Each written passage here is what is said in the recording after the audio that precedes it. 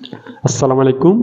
আজকে আমরা আলোচনা করব ফেসবুক পেজে বা প্রোফাইলে কোনো ইস্যু আসলে তা কিভাবে রিমুভ করবেন।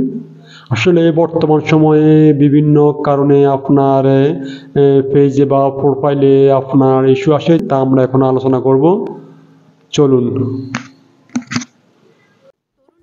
প্রথমে আপনারা আপনাদের ফেসবুক আইডি বা পেজে যাবেন। তারপর দেখবেন হাতের ডান পাশে 3টা ডট আছে, ওইখানে ক্লিক করবেন।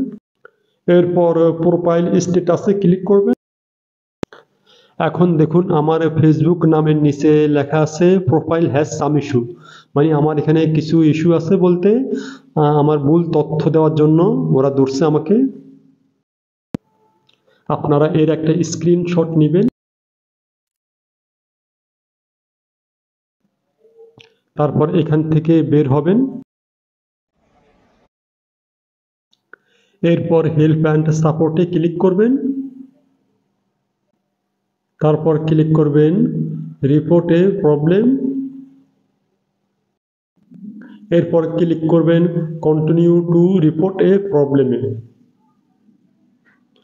এখানে ক্লিক করবেন। এরপর ক্লিক করবেন ইনক্লুডে,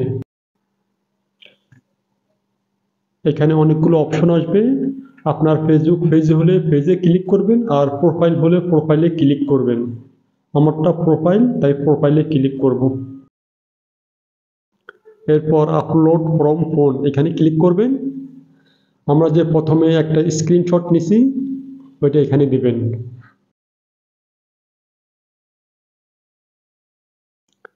এরপর আপনারা ডিসক্রাইব দ্য ইস্যু, এই ঘরে আপনারা ফেসবুক টিম বরাবর একটা আবেদন করবেন। তো আবেদনটা আমার ভিডিওর ডেসক্রিপশনে দেওয়া আছে, ওইখান থেকে কপি করে আপনারা এখানে পেস্ট করবেন। তো মনে রাখবেন আপনাদের পেজ হলে পেজ দিবেন, আর প্রোফাইল হলে প্রোফাইল থাকবে। এখানে আমি ফেসবুক পেজ অবলিক প্রোফাইল দুইটাই লিখেছি, যার যেটা তিনি তা লিখবেন। তারপর এখানে ক্লিক করবেন।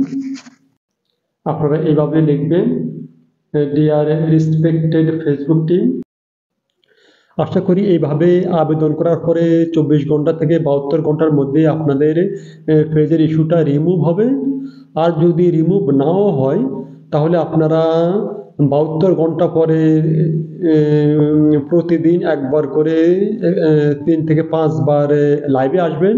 তাহলে আশা করি আপনাদের পেজের যে ইস্যু থাকবে তা রিমুভ হয়ে যাবে। সবাইকে ধন্যবাদ ভিডিওটা দেখার জন্য। কষ্ট করে আমার ভিডিওতে লাইক, কমেন্ট, শেয়ার এবং সাবস্ক্রাইব এবং ফলো করবেন আশা করি। আসসালামু আলাইকুম।